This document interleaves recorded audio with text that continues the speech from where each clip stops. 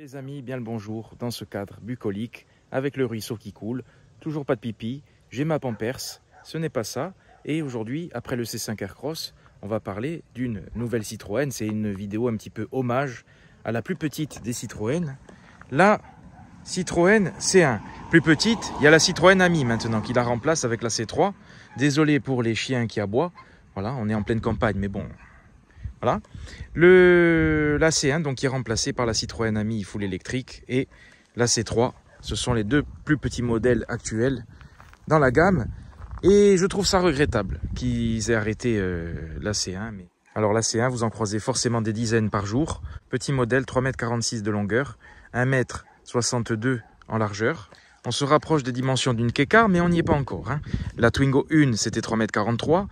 Une K-Car, c'est 3,40 m au maximum et 1,40 m en largeur, 1,48 m je crois. Là, on n'y est pas, on est à 1,62 m, donc j'imagine même pas une K-Car à quel point c'est petit. La Twingo 1, je la prends en référence parce que c'était la star de toute une époque, 3,43 m. On s'en rapproche en termes de longueur.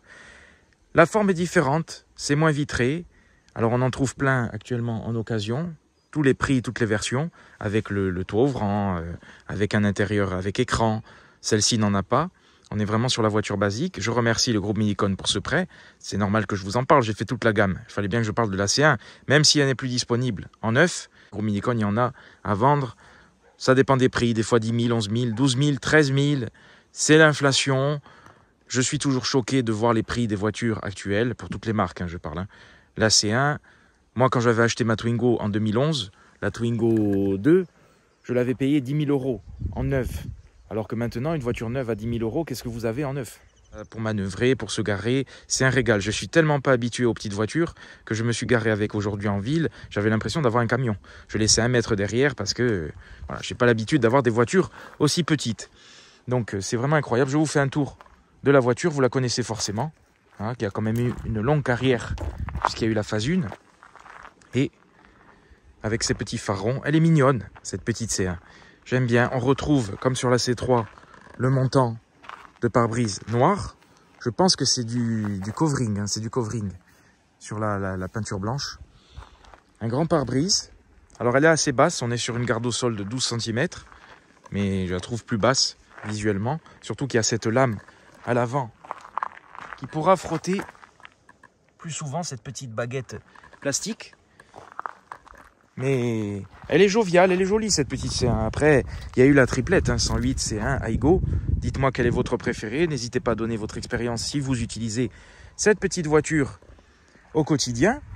Donc, parfaite pour la ville, bien évidemment. Pour la route, c'est autre chose. On est sur la version 1 litre. J'attends qu'il passe. On est sur la version 1 litre, 72 chevaux, 1 litre VTI.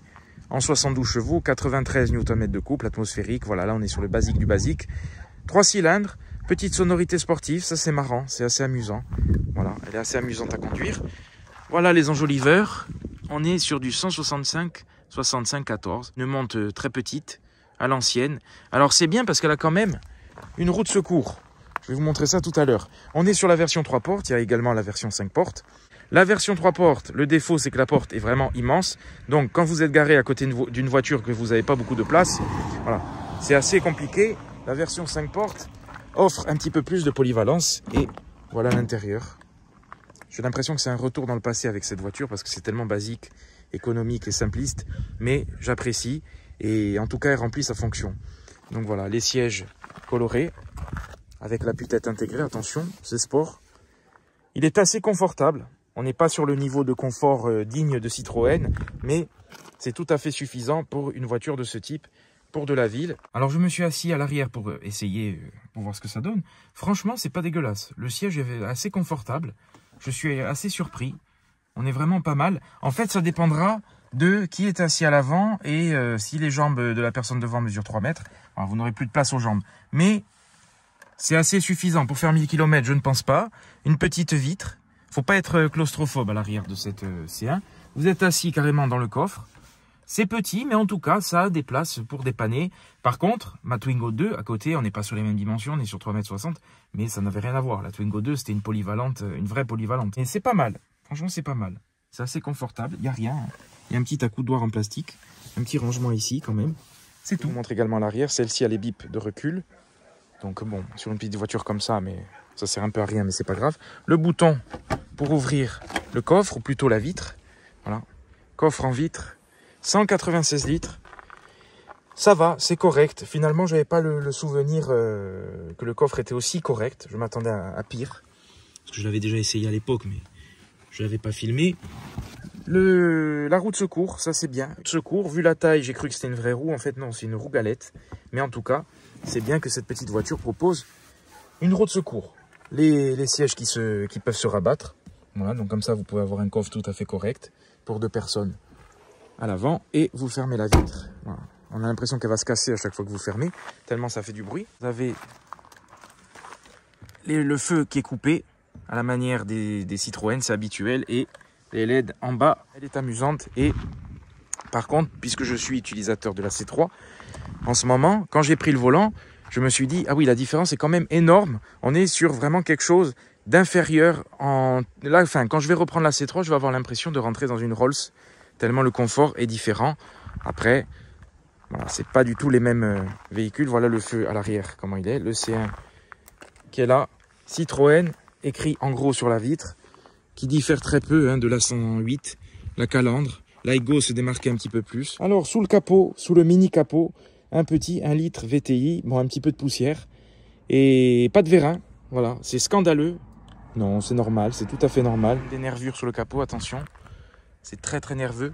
En tout cas, la sonorité du 3 cylindres l'est. Ça vous donne l'impression d'avoir un moteur beaucoup plus gros. Voilà, peu de choses à dire sur le design. Vous la connaissez. Version 3 portes qui change. La ligne change, surtout au niveau ici de la vitre arrière. C'est totalement différent. La portière est beaucoup plus courte sur la version 5 portes. Donc, pour accéder à l'arrière, bien évidemment, c'est 100 fois plus pratique. Parce que là, c'est quand même une punition de rentrer à l'arrière. C'est un petit peu vous rentrer dans la geôle. Pour une marque qui se veut maintenant low cost, puisque Citroën... est en train de devenir le low cost de Stellantis.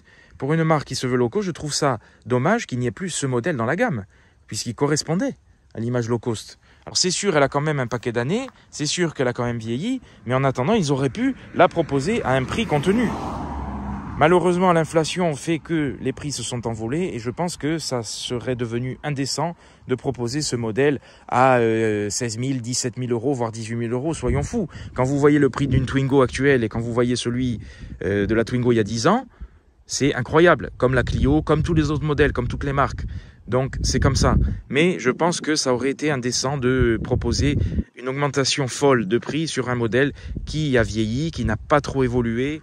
Après, c'est vrai que la C3 est beaucoup plus polyvalente, donc c'est peut-être mieux de proposer uniquement ce modèle en entrée de gamme. Est-ce qu'ils vont laisser la C3 actuelle encore longtemps dans la gamme puisqu'il y a la nouvelle C3 qui arrive? Est-ce qu'ils vont la laisser comme à l'époque avec la 206, 207 Plus ou 206 Plus, je ne sais pas. Alors quand vous ouvrez la portière, grande portière immense sur cette 3 portes, c'est basique, c'est tout plastique dur, noir, poignée noire, il n'y a même pas le logo des vitres. Voilà, il n'y a pas besoin de toute façon. On est sur une voiture simpliste. Donc 2 boutons pour les vitres. Un petit bac ici de rangement. Vous avez ce siège qui a quand même une grande profondeur. C'est assez moelleux. On est sur du Danonino. Voilà, c'est assez rigolo. C'est assez moelleux. C'est pas mal. En tout cas, à l'avant, c'est assez confortable. À l'arrière, un petit peu moins. Mais c'est tout à fait suffisant pour des petits trajets. Voilà. Par contre, il y a pas mal d'espace à bord pour 2 personnes. À l'avant, du moins. Alors, quand vous montez à bord de cette petite C1, vous constatez tout de suite une grande ouverture de porte, immense sur ces 3 portes, donc accès très facile. Vous avez un volant, je vais fermer parce qu'il y a un petit peu de vent.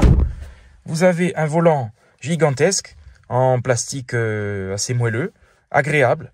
Vous avez des commandes au volant quand même pour le téléphone, le Bluetooth, celle-ci a le Bluetooth. Un compteur central qui est assez joli, moi j'aime bien. Moi, vous savez que je suis à l'ancienne, donc la C1, moi j'aime bien. Là, compteur de vitesse, la jauge à essence, la conso moyenne. D'ailleurs, vous pouvez changer en appuyant sur ces boutons. Là, on est à l'ancienne. Vous avez quand même un petit ordinateur de bord avec l'autonomie, 344 km. La température au-dessus, qui reste fixe. Le kilométrage, voilà, le kilométrage compteur journalier, etc., etc. La conduite en éco. Et on revient sur la conso moyenne. Compte tours très sportif sur le côté, 6000 tours. Là, qu'est-ce que vous avez? Vous avez les voyants, avec le shift pour vous indiquer de passer la vitesse ou non. vous avez les commodos basiques avec les phares qui ne sont pas automatiques, les essuie-glaces qui ne le sont pas non plus, mais ça tombe sous la main, c'est très bien, une voiture comme on la connaît depuis 100 ans. Bon, mini écran à l'ancienne, j'aime bien aussi, avec l'éclairage orange, voilà, c'est très Youngtimer, même si elle ne l'est pas encore. Là, vous avez donc les radios, le bouton pour téléphoner, vous avez les boutons ici qui vous permettent de sélectionner les radios enregistrées, ici pour allumer et pour le volume, et là vous avez un gros bouton menu pour accéder aux réglages Bluetooth, téléphone, horloge, etc., les réglages de la sono, réglages du volume, etc., l'égaliseur, vous avez les boutons ici pour changer la radio et le mode pour changer de mode de radio si vous voulez le Bluetooth ou quoi. C'est quand même bien, il y a le Bluetooth. Voilà. Le warning qui est gros, affiché ici, ça je ne sais pas ce que c'est. Voilà, je ne sais pas si c'est, on dirait un micro, je ne sais pas. Le bouton de clim manuel pour régler chaud ou froid. Sur une voiture économique, on ne peut pas être exigeant. Après, voilà, les assemblages, les finitions, hein, c'est moyen. Tour en plastique, piano black. Bouton de clim par contre qui fait assez costaud, hein, qui fait pas trop cheap. Par contre, c'est du plastique très basique. Là, le réglage, si vous voulez ouvrir les buses ou fermer. Et réglage des sorties de clim. Le bouton de climatisation, il y a la climatisation des embuages. En dessous, vous avez une prise USB, 12 volts, un rangement, 2 porte-gobelets. C'est très basique, très simple. Vraiment une voiture très simple. Le levier, on dirait qu'il va vous rester dans la main. Plastique, vraiment très simple. La commande de boîte, c'est assez bancal. On ne sait pas trop quelle vitesse est enclenchée. Enfin voilà, là on est sur du pur basique. C'est simple. Voilà, j'ai l'impression de revenir dans les années 80 avec cette voiture. Mais je l'apprécie pour ça aussi. Le levier à l'ancienne, un petit rangement, un petit porte-gobelet. C'est bien pour tirer des freins à main parce qu'il tombe bien sous la main. Une boîte à gants qui est assez grande. Et voilà, un petit motif dessus. Il y a des versions beaucoup plus jolies, avec un écran, avec un petit peu plus de déco, de couleurs, etc. Là, on est sur vraiment la version simpliste et je voulais que cette vidéo soit l'éloge de la simplicité et un hommage à la C1. Parce que, par exemple, le montant, là, ça bouge pas. Je peux vous dire que sur certains modèles plus haut de gamme, vous avez un petit écart et ça bouge quand même correct par rapport à certains modèles qui se veulent plus extravagants. Voilà. Notamment l'alignement. Je regarde toujours l'alignement des pare-brises. Des fois, vous avez une bande noire qui dépasse vraiment d'un côté ou de l'autre. Là, c'est assez symétrique. Donc, la finition, l'assemblage, on va dire, est assez correct. Après, les finitions et la qualité des plastiques, c'est autre chose. Sur le côté, vous avez un bouton pour désactiver le SP. Le Start and Stop pour le désactiver, ça c'est très bien. Le bouton, réglage de la hauteur des phares, trappe à essence. Et en dessous, plus loin, il y a la commande pour ouvrir le capot. Je lui rends hommage parce qu'elle est utilisée par des milliers de personnes quotidiennement et elle rend service à des milliers de personnes parce que il faut penser aussi aux personnes, parce que je sais qu'il y en a qui vont dire ouais, la C1 c'est de la merde, compagnie. Bien sûr qu'on aime tous les GT3 et compagnie. Moi, sur la chaîne, je veux qu'il y ait toutes les voitures, toutes les époques, toutes les voitures. Et cette voiture, faut pas oublier que c'est une voiture économique qui est utilisée aussi par des milliers de personnes quotidiennement qui ne peuvent pas se permettre d'acheter autre chose. Il faut le dire. Le marché de l'automobile est en train d'exploser au niveau des tarifs.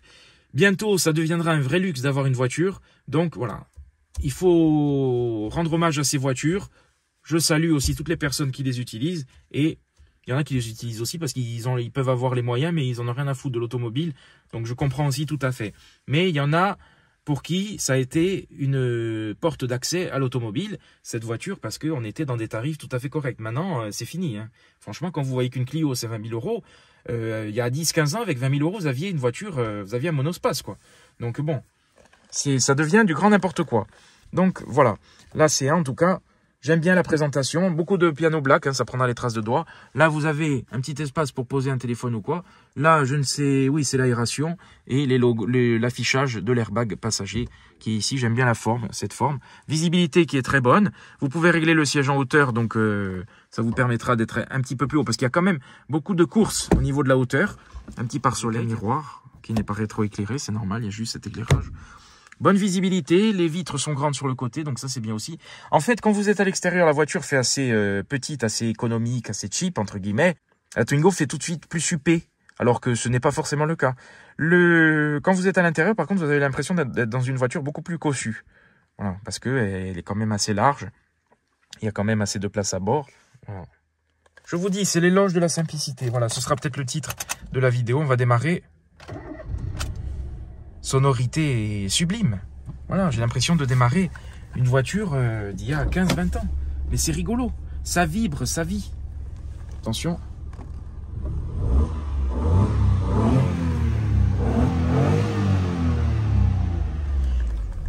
J'adore la sonorité de ce 3 cylindres. Vous avez l'impression d'avoir un moteur de course, une voiture sportive, et il fait un bruit de fou. On dirait peut-être qu'il va un peu exploser, certes. En tout cas, ça vibre, ça tremble, ça vit. Je dis pas que vous allez avoir de bonnes sensations dans cette voiture, mais au moins vous allez avoir des sensations. C'est pas aseptisé, c'est une voiture qui vit. Et c'est ça qui est bien, c'est que c'est une voiture qui a quand même vécu jusqu'en 2022 en neuf, mais elle a un cahier des charges de l'époque, très économique.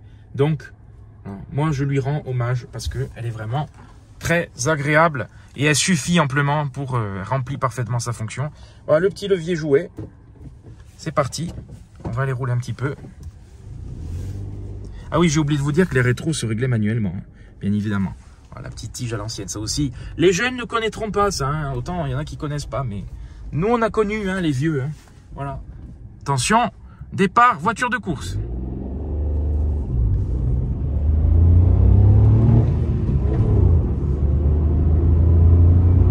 C'est très lent, hein, 0 à 100, je crois qu'on est autour de 12 secondes, 5, 13 secondes. La boîte est bien étagée. Ça manque de couple, hein, cruellement. Hein. Elle était disponible également en version 82 chevaux. Mais c'est tellement bien. Est-ce que c'est pas ça, la vraie voiture écologique? Parce qu'il y en a qui achètent ça et qui la gardent 15 ans, 20 ans. Pour moi, c'est ça la vraie écologie. C'est pas d'acheter une voiture avec bourrée de batteries, de conneries. Bon, ce n'est que mon avis. Hein. Au niveau des suspensions, c'est beaucoup moins confortable que la C3. Mais c'est quand même pas mal. Vous n'avez pas l'impression d'être dans une sous-voiture avec cette C1. Ça va, entre le siège et les suspensions, c'est tout à fait correct. Ça tape un petit peu quand il y a des bosses ou quoi, mais franchement, ça absorbe bien, c'est pas mal. Hein. Quand on la voit extérieurement, on se dit pas qu'il va y avoir ce niveau de confort. Niveau de confort, attention, c'est relatif. Hein. Je dis pas qu'elle est très confortable, je dis juste qu'elle est assez confortable. Voilà.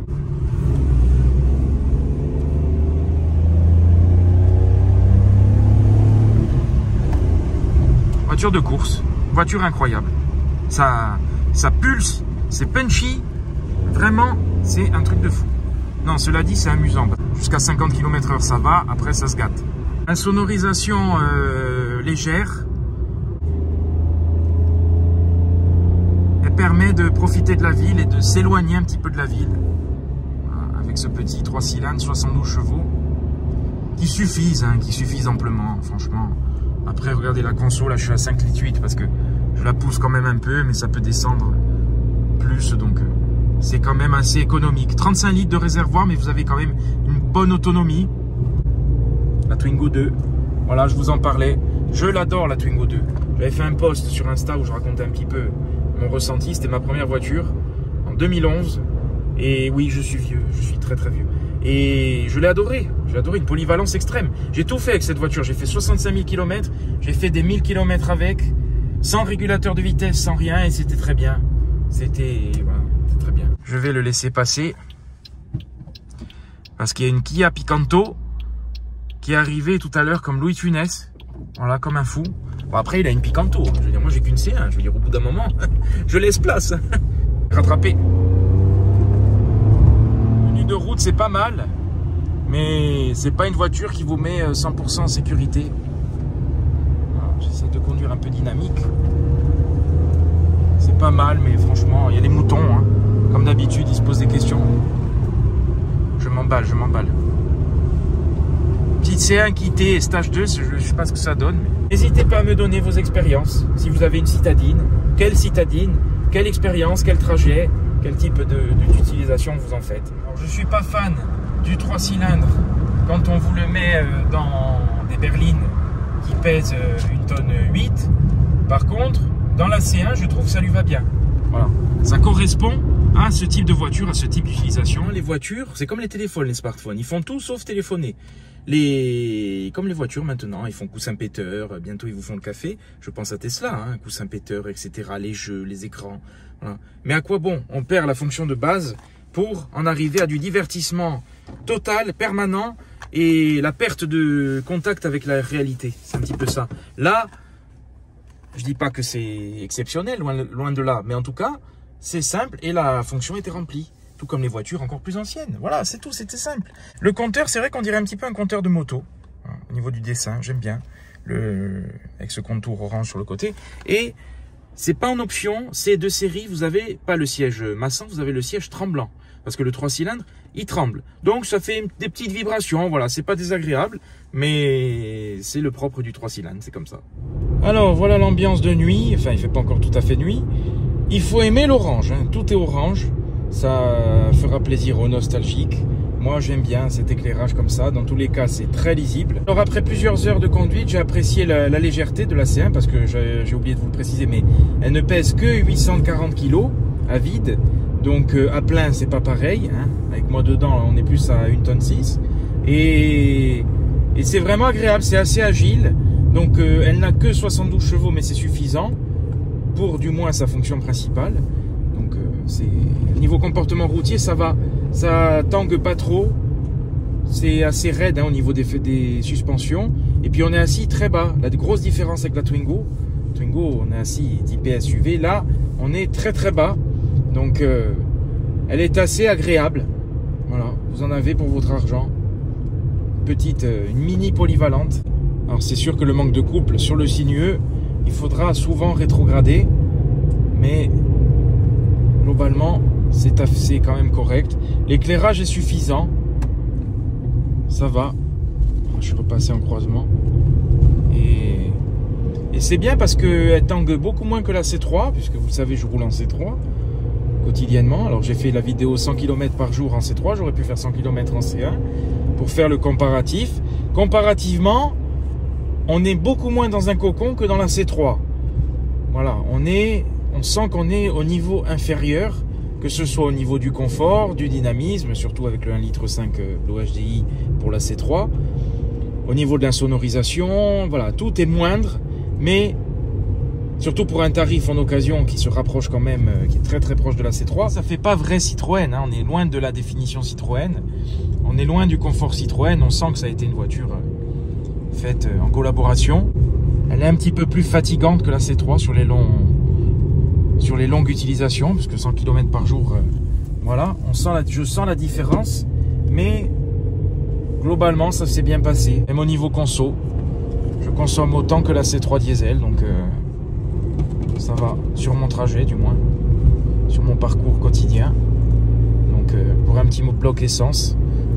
Voilà les amis, on se quitte sur cette vue du tableau de bord orangé. Merci à vous d'avoir regardé cette vidéo, un petit éloge de la simplicité avec cette C1, je voulais lui rendre hommage. Toutes ces voitures citadines qui sont en voie d'extinction, c'est le paradoxe de notre époque. Voitures économiques, voitures simplistes, et elles disparaissent petit à petit, voilà, malheureusement. C'est ainsi. À bientôt les amis pour une nouvelle vidéo et je vous dis bonne nuit. Plutôt bon appétit parce qu'il n'est que 19 h.